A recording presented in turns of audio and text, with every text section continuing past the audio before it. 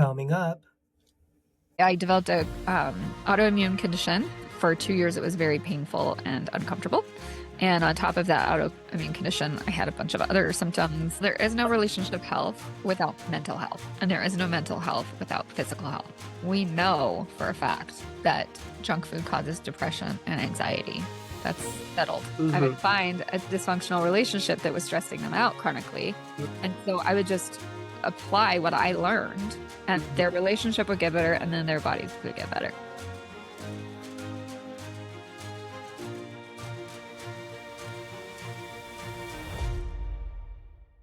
Welcome back to the show. Today, we're so lucky to have Merianne Drew, who is a relationship coach, health and wellness coach, and her reviews are astonishing. People love her, and she's such an expert in her field. So we're so lucky to have her today and to talk about some of the challenges in relationships. So Merianne, welcome to the show. Thank you. It's such a pleasure. Thanks for having me. For the audience who are not very familiar with you, will you please give us a little introduction about who you are and how long you've been in the relationship, health, and wellness industry? Sure, I would love to. So I started about 13 years ago. Well, maybe 15, 16 years ago. Health was always been a pretty high value for me, just as my personality. And so I started researching on my own after taking a riveting course in nutrition in college to learn more about it. And I thought about going to, maybe become a registered dietitian or certified through all the schools that are rewarding those degrees. But every time I considered it, I got this really strong feeling like, no, that's not the right path. And so I just continued researching on my own, learning about our food system, learning about the industry that is involved in our food system and all the things that influence what comes onto our plate. And I was also very curious. I grew up in the 90s and the early 2000s, and I was noticing that people were getting sicker, fatter, and dumber around me. What Yeah. is going on? Well, it's all happening all at once to so many people. So I wanted to figure out why this is happening. And I found out why I had the strong resistance to going the traditional route of certification. And that was because those schools are heavily influenced by industry. So there's quite a bit of conflict of interest. And I've found that they're not really getting an education. They're getting propaganda. So unfortunately. So anyway, I was researching it, and then somebody told me what a health coach was. And I thought, oh, that sounds interesting. So I looked into that and I thought, okay, yeah, I can do that. I'd already been sort of a serial entrepreneur. So I got certified in health coaching, and then I wanted to have a deeper domain expertise than that. So I went and enrolled with Energetic Health Institute and that felt like getting a PhD, to be honest. It was a rigorous education. And that was my holistic nutrition certification using food as medicine, also herbs and lifestyle, and then all of the things that nourish us that don't come on a plate. And so I started working with clients, and I found out pretty quickly that most people know how to take care of themselves. Most people know what it means to live a healthy lifestyle. Right. We just don't do it. Yes, don't do it. And I Right. thought, okay, I got to figure that out. So I really went to work figuring out that disconnect. And Right. so I rebranded as a life coach. And during this time, I ended up being the sickest I've ever been in my whole life. I'm sorry. Yes, I developed a autoimmune condition. For 2 years, it was very painful and uncomfortable. And on top of that autoimmune condition, I had a bunch of other symptoms. I had these weird boils that would form in the back of my ears, just show up. I had blepharitis in my left eye, and I started losing sight in my left eye. Oh, okay. Yeah, Wow. that was quite alarming. I mean, yes, yes.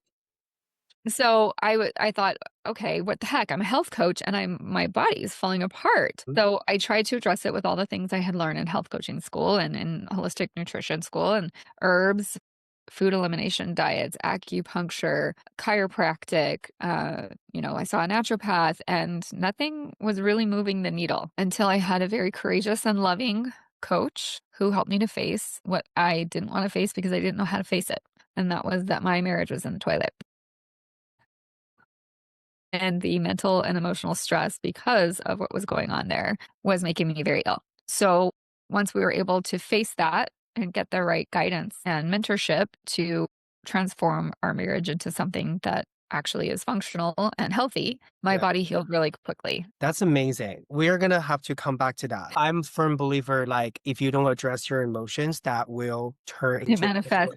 It right. always So, manifests in the body. Yes. and I think that you as a health coach, you went through this journey, which makes your words and your work so much more credible because you went through what people are going through, right? Yeah, and Like, it's yeah. so funny because before I went through that and I was health Mhm. coaching, I Yeah. felt like such an imposter because I was like, Mhm. "I've always been really healthy. I've never struggled with weight. Right. I have Yeah. really good genetics. I feel like an imposter." And then, the universe was like, "Well, here you go. Here's a shitty marriage." I'm glad that everything is on the right path or trending upward now. Yeah, and my autoimmune condition, it completely disappeared. So when people say like autoimmune disease usually is not curable, That's well, from the perspective of allopathic medicine, right? right? However, there has been so many cases where once people address the right root cause, they're able to heal because your body is so intelligent. I know that we're going to talk about challenges in relationships. I mean, they go hand in hand. So, They but do. So, yeah, well, and it's interesting because like this happened, right? My recovery mhm, happened, and I mhm, thought, okay, that's really interesting, right. But I was continuing working with health coaching clients, life coaching clients, and I would come across clients where on the surface, they looked really like healthy, right? Hmm. Their food was healthy, they were high in activity level, their blood work looked normal, Yeah, but they had this mystery weight gain or, the symptom that was chronic. And yeah. so when I would dive in, I would Hmm. find a dysfunctional relationship that was stressing them out chronically. Right. And so I would just apply what I learned and their Mhm. relationship would get better and then their bodies would get better. Oh my God, we need to have a private one-on-one session because I feel like I gained so much weight recently. And, you know, I definitely feel like I am a emotional eater. There are people who are like, I'm so angry, I'm not going to eat. Yep. It Those goes things never come out of my mouth. yeah, it goes one Yeah. of two ways. Yeah, some Right. people just can't eat. They're so upset that they can't eat, and some people are so upset that they can't stop eating.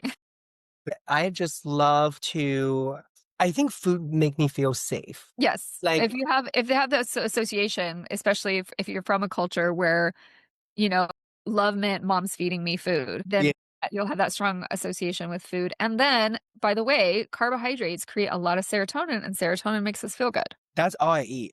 I literally, as an Asian person, I eat rice like there's no other like no tomorrow. If I don't eat rice, I feel like I didn't eat a meal or something. People with the saying, the best thing ever since sliced bread. Yeah. I'm like, have you tried rice before? Well, rice actually can be a great health food as long as you eat it correctly. Have Right. you heard about right? I, You let it cool down after you cook uh, it. okay. And once it's cooled down, like totally cold after you cook it, the sugars reconfigure so that they're harder to break down. So then when you heat it back up again, it won't hit your blood sugar so quick, it won't hit your blood so quick, is what I meant to say. And Okay. so it'll be released slowly. And so you won't get that spike in insulin. I see. So when you say heated later, does fried rice count? Like if you Yeah. so like As okay. long as you don't eat it right after you cook it, I you let it go cold and then you reheat it, then it's much healthier for you. You saved my life. Well, and then food, the order in which you consume food matters, right? Mhm. So if you look at the traditional way that you're served a multiple course meal in America and in many other countries, what is served first is your salad. And that's for a good reason. That's not just like because it's tradition, right? Mhm. Because it sets you up for having a slower rise in blood glucose instead of a spike. So you eat your salad and then you eat your vegetables on the plate if you have vegetables on the plate. Then you eat your protein, fat, and you eat your carbs, your potatoes, your rice last. Then you Okay. just get a slow rise in glucose and therefore insulin instead of a spike. So going back to relationship, emotional, and nutrition, like what do you see is the biggest challenge for people to balance the three? Well, there is no relationship health without mental health, and there is no mental health without physical health. We know for a fact that junk food causes depression and anxiety. Mhm. That's settled. And it also arguably contributes to bipolar, is mood swings, right? Very extreme mood swings, right? We know that this is true. And we also know that treatment resistant depression I'm talking decades long treatment resistant depression, responds very, very favorably to a ketogenic diet, which is a low carb diet. And bipolar does too. I did not know that. Right. It's no mistake and it's no coincidence that depression and anxiety are at epidemic proportions right now in Hmm. America. And we are chronically sick and metabolically unwell. Hmm. So speaking of like the pandemic, the people who are most susceptible to the really extreme outcomes with the pandemic were those who were not metabolically flexible. Okay, metabolically flexible means that your body is pretty easily able to switch between using glucose as a fuel source and using fat as a fuel source. What you were saying is that if we were to stick to a lower carb diet, the chances of having depressive episodes or bipolar could be lowered if there's no other like genetic factor. Yeah. Okay. Yeah. Yeah. So So there was a study done recently. I can't remember who did it, but and it's kind of dark sounding, but they gave couples little dolls representative of their spouse, okay. like a voodoo doll. And they told the couples that whenever you're irritated or annoyed with your spouse, stick a pin. They also measured the participants' blood glucose levels. Those participants who had higher swings and spikes in their glucose, they had more pins stuck into the dolls that they were given. And that is related to carb consumption. I don't know anything. Yes. Yes. Glucose and carbs Okay. can be the same thing, right? Okay. So they had more carbs, which means they had higher spikes in their blood sugar and insulin. And therefore they had bigger mood swings and they stuck more pins in their voodoo doll. Never eating rice again. You can just do it the right way. Yeah. And in moderation, of course. I mean, Right. it's been consumed. Rice has been consumed for hundreds and hundreds of years Right. in certain areas of the world, and we haven't had chronic disease until pretty recently. Yeah, and it's not to say we haven't ever had chronic disease. It just hasn't been Okay. in the amounts that we have it now. So yes, if you're not taking care of yourself, you're gonna have fatigue. Right. Okay, so one of the biggest problems or complaints that people have these days is fatigue. I'm just tired all the time, which is why Mhm. America is hooked on caffeine, Coffee. energy drinks. I mean, it's everywhere. So fatigue is a problem. Okay. Fatigue only happens because your mitochondria, which is the powerhouse of your cell, is not getting what it needs to Oh, make energy. You cannot make energy efficiently for one reason or another.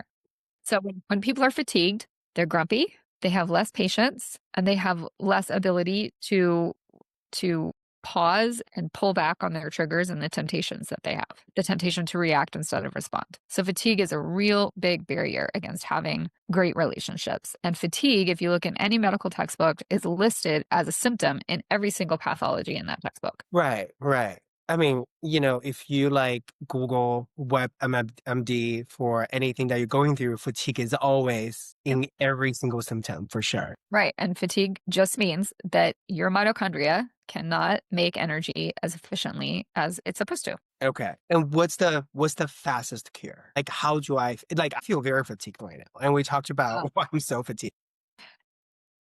I mean, there's lots of reasons that people are fatigued, but generally, our Mhm. bodies are designed to work very well, very efficiently. It's a very Mhm. intelligent design, right? And so if it's not working very well, there's something in the way of that, something Right. standing in the way, right? So there's either toxic load that's standing in the way of that efficiency, or it's not getting enough of what it needs. The body doesn't need much, but it does need what it needs. And mitochondria depends on getting specific nutrients to be able to make energy efficiently. And our minerals are depleted Mhm. in our soil for lots of reasons. And so people Mhm. aren't getting the minerals that they need to set off this chemical process. Right.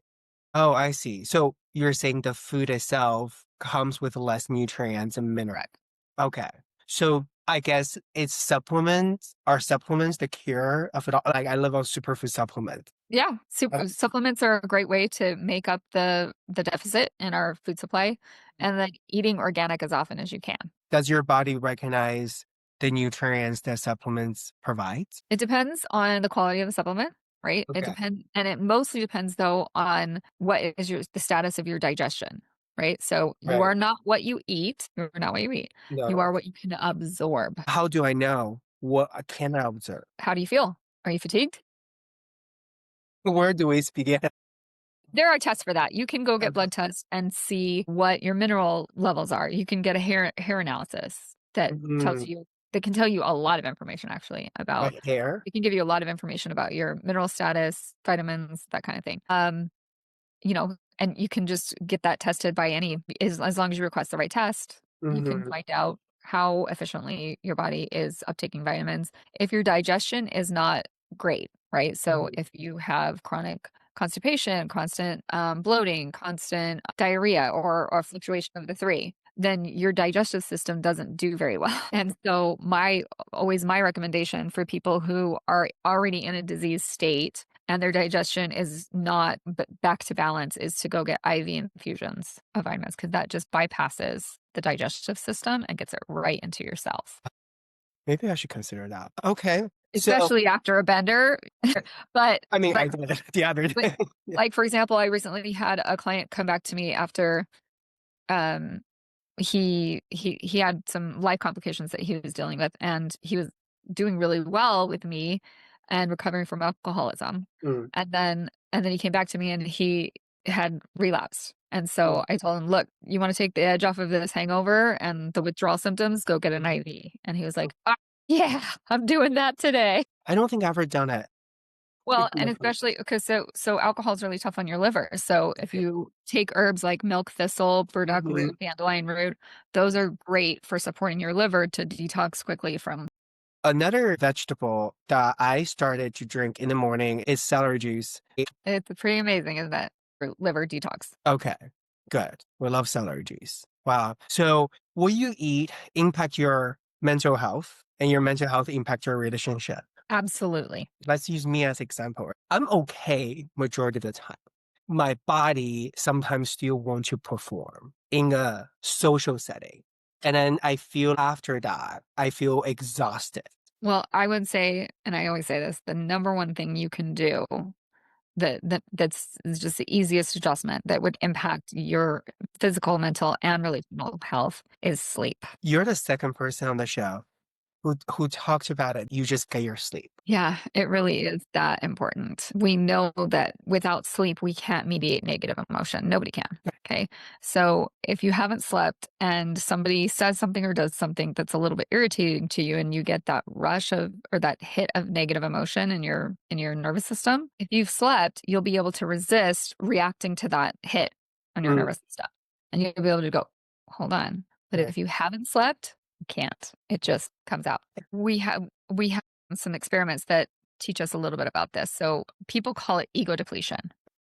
So, and it's a terrible name for it, but it's basically willpower. Your ability to stop yourself from doing anything impulsive depends on your will, right? Which means you have to have a fully developed frontal lobe, Mm, right? People, teens, they're not very good at impulse control, but reacting to somebody or reacting to a negative emotion is an impulse, right? And we don't have very good impulse control when our ego has been depleted or our willpower has been depleted. So this is a finite resource. In the morning, we have our highest levels of willpower. And in the evening, when we're tired and fatigued, we have our lowest levels, mhm. which is why everybody's diet goes to shit at 10 p.m. So my rule is don't ever have hard conversations or serious conversations with your significant other after 8 p.m. Just don't do it. I love it. Okay. Say more. It's just a good rule. Like, you want to have a conversation. I want to have this conversation. Absolutely. But Yeah. I don't have the emotional and the mental resources to have it without Right. saying things and doing things that I really would regret. Question. So, when I was growing up, my mom always just like, when you get married, make sure you don't go to bed angry, right? What if No, something happens 8:05 and no, then, I don't you agree know, with that okay, say why don't you agree with that? because Because because you're so exhausted. There's no chance that you're not there's no chance that you'll try to resolve that and you won't end up angrier. okay, after 8 p.m., it would just escalate things in the wrong way. Yeah, or Oh, maybe 9. I mean, depending on what your energy levels are, but right. trying to it's like trying to do math when you're tired. You ever try to Okay. do math when you're tired? It's impossible. You can't do Right. it. So No. you put it down, you go to bed, you wake up in the morning and it hits you and you're like, "Oh, Right. that's how to solve the problem." solving problems in a relationship requires collaboration, requires patience, requires a lot of mental energy. And if you don't have it, you literally can't do that task. It's like expecting somebody to do hard math at 9 o'clock at night. Like, you Right. can't do it. Just inhumane. So, yeah, really. And it's just crazy to think that, okay, I'm angry. I need to resolve it right now by working it out with my partner, and think that you're not going to be angrier and even more hurt. That's true. Maybe for the listeners out there and they are trying to have a serious, productive conversation with their spouse or whoever they're dating at 8 or 9 p.m., maybe before the conversation, they should try to solve a math problem. If they're able to do that, then go ahead. If they're Well, not, here's a really fun little example of that. So the Mhm. way that we found out about ego depletion, they had psychology students were running experiments, right? And they had participants come into the lab who hadn't eaten for 4 hours, so they're hungry, right? And they put one group in.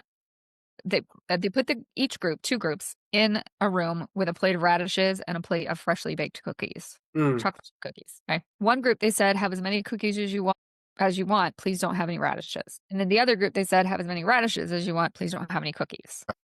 So everybody played nice and followed the rules, right? And they left them in there for a while. Then they brought them out of the room and then they put them in a room and they gave them one of those puzzles where you have to take a pencil and trace the object without retracing a line that you've already made. And they designed it so it's unsolvable.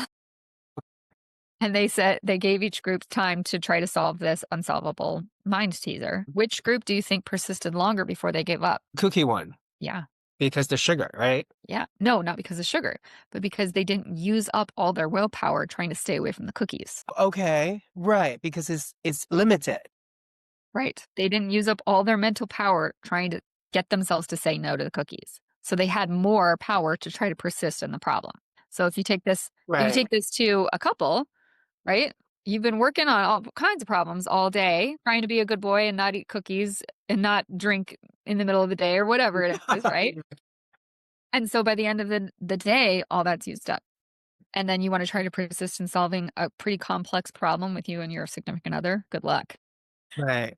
So would you say if you want to have a productive conversation, should it happen in the morning-ish time? Yeah.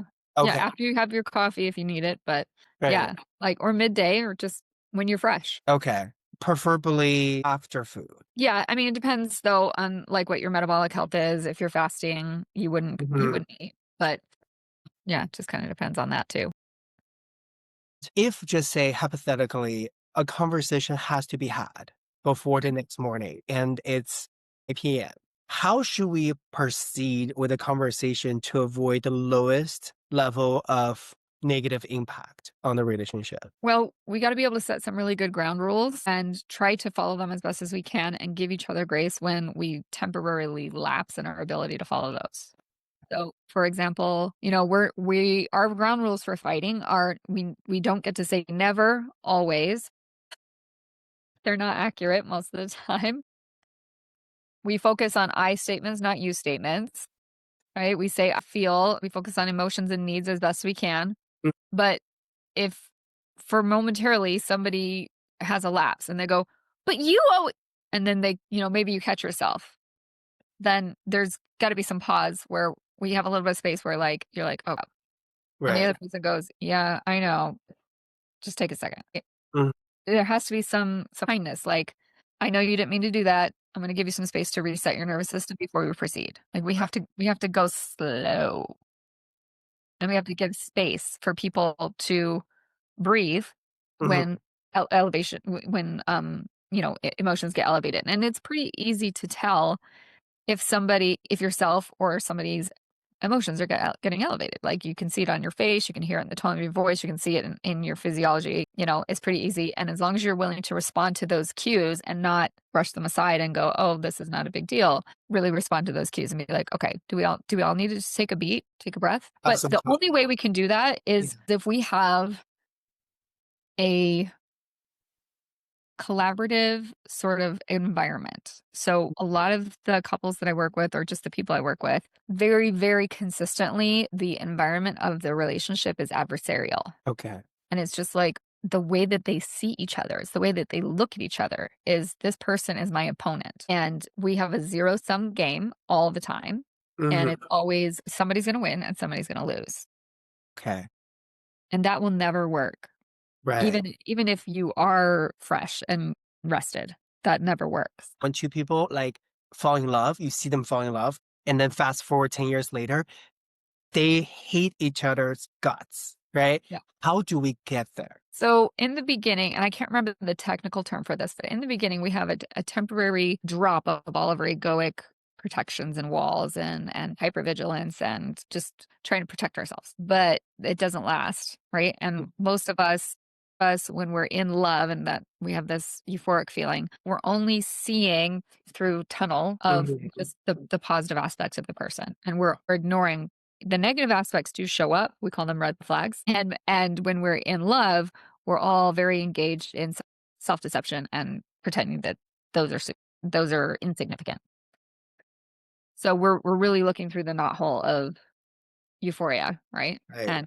And then that can't last for very long. Things start to manifest more and more. That people start to relax, right, and stop Mhm. they stop showing that just their as much of their best side as they possibly can, and Right. they got comfortable, and then those other parts manifest more and more and more and get Mhm. irritating, and that goes away. So most of us are interacting when we're in love, we're interacting with what's some people would call like an overlay. Mhm. So I'm interacting with a mental model of the person in front of me, not actually the person in front of me. And the mental model of the person in front of me actually has been deified. So Right. if you really want to get deep into the spirituality part of it, like we all in us have this craving to be one with our creator, our God or deity. Yes. So we feebly attempt to join with other people and make them our gods. And so we temporarily deify this perfect person that's come to my life and graced me with this Mhm. heaven euphoria that I'm experiencing. And we put them on a pedestal, and we we become our whole life is about this other person, which is always very misguided because we're equals. Mhm. And so they're not a deity, and so it's inevitable they're going to fall from grace. And when they fall hard. It sucks. Is it something that we cannot avoid? Or is there some sort of self-awareness that can be developed over time that help people to fall more gently? That's a better way to say it, right? We may not be able to avoid it 100%, but we can go in with eyes wide open and be aware.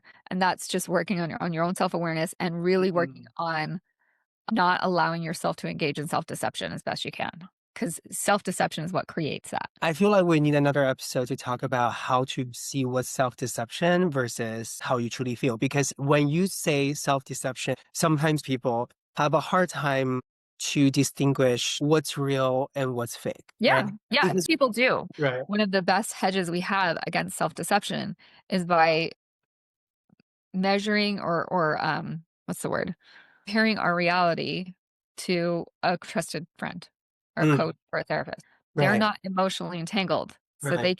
they can think more clearly, more objectively. So if you have good friends around you, and that is sometimes hard if you don't know how to pick, if you have a broken picker, right? If you don't know how to pick good friends. Right. But if you have really good friends around you who have your best interests in mind, Mhm. you definitely want to test your reality against the reality that they see to see if you are engaging in self-deception. Have good friends around you. It's a really good hedge. Right. So for example, I've had plenty in my young life, my girlfriends, they would fall in love with these total douchebags, Mhm. and if I had been brave enough or if they had asked me at the time, I would have said, "What are you doing with him?" Like one of my friends, we met her new boyfriend. She was so in love, and my husband and I met him, and my husband said, "What did he call him?" Oh, he gave him a nickname. It was like, oh, I can't think of it right now. It was such a good nickname. It was like Let's phone a friend. some Let's kind of it'll come to me later, but like doofus or something, like what a dope or whatever. And yeah. if we had had the courage to say it, she might not have heard it, right? She might have just been like, "Well, what's the matter with you? He's perfect," right? But if we're trying to be wise, we will give some weight to the perceptions of the people around us who we know for sure with plenty of, patterns of history that they have our best interests at heart. People have told me like so and so I'm dating, it's not the one, right? Which I feel like low-key but then you pretend you don't know Yeah. because it's like a level of trauma bond right there. Yes, but mostly it's just addiction. Right, okay. They are a drug of choice. I Do people automatically grow out of it? Majority. No, Okay, you have to work on it. it's just a decision. Like, Okay. some people don't mature. Usually it's because they endured some very difficult trauma as a child that they haven't Right. dealt with a professional, licensed professional, right? I have had clients in their 60s that it feels like I'm talking to a 14-year-old. No joke. It's astonishing. Mm. So some people really are just arrested in their development, like something happened to them and their brain wasn't able to develop all of its structures properly. If we were to do brain scans of these people, we'd probably find some holes. Mhm. So some people are either held back because of their brain Mhm. or they're held back because they just don't want to face the hard things. Humans, you'll see over the eons of time of humans, we always follow the path of least resistance, Mhm. right? Which is why most people are not the hero of their life. Most people don't have that amazing hero story. So if Okay. you look at, have you ever heard of the Pareto principle? The Pareto principle is at play all the time in every single sector. And that the Pareto principle basically says this: 80% of the people in your organization or in this career set, whatever, is doing 20% of the work, or 20% Yes. of I the know. output, rather. And 20% of the people are doing 80% of the output because those people have the right mindset and whatever it is that makes their personality to do Mhm. hard things and face the hard things and go towards the pain, which is the hero's journey.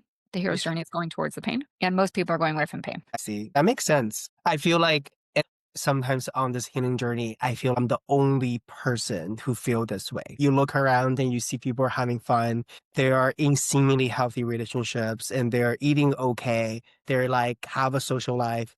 But then whenever I talk to a guest, it seems like we all have our own share of challenges. So would you say if you're in a situation that you're not eating the best way you can, you're not regulating emotional the way that you wanted to, or you're not in the most healthy relationship, maybe they should call you. Definitely, definitely. Yeah. I mean, if you have diagnosed mental illness that, you wanna Hmm. work with a therapist. Right. But if you're not struggling with any diagnoses, that kind of thing, it's a really my process is pretty simple. So Hmm. first thing is you're gonna learn how to handle emotion more efficiently, or you're gonna Okay. learn how to relate to emotion, negative emotion, better, and you're gonna learn how to relate to other people's negative emotion more powerfully. So, in order to do that, you gotta be eating healthy, you gotta be sleeping, you gotta Hmm. be moving your body.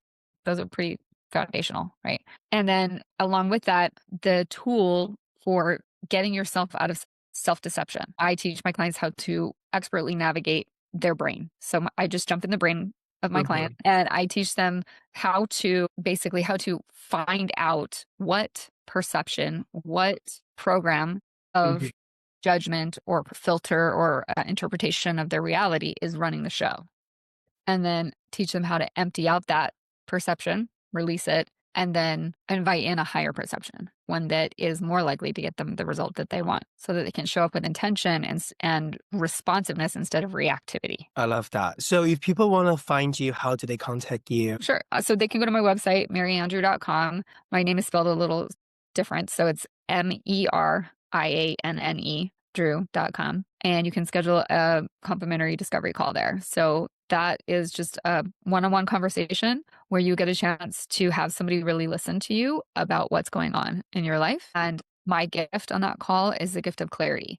Like, this is why this is happening. This is how you got where you are. And here's how to get out. Thank you so much again, Marianne. This has been so great. I'm going to listen back to this episode like 100 times because I feel we addressed two major issues that I am dealing with, which is carb heavy diet and then not knowing how much impact that has on me, not just physical health, but also emotional health. And maybe that's the reason I'm single. Maybe if I eat less carbs, more bandwidth on dating, finding the person. Thank you so much for being here with me today on the Zen podcast. If this episode resonated with you, make sure you're subscribed and leave a comment with your biggest takeaway.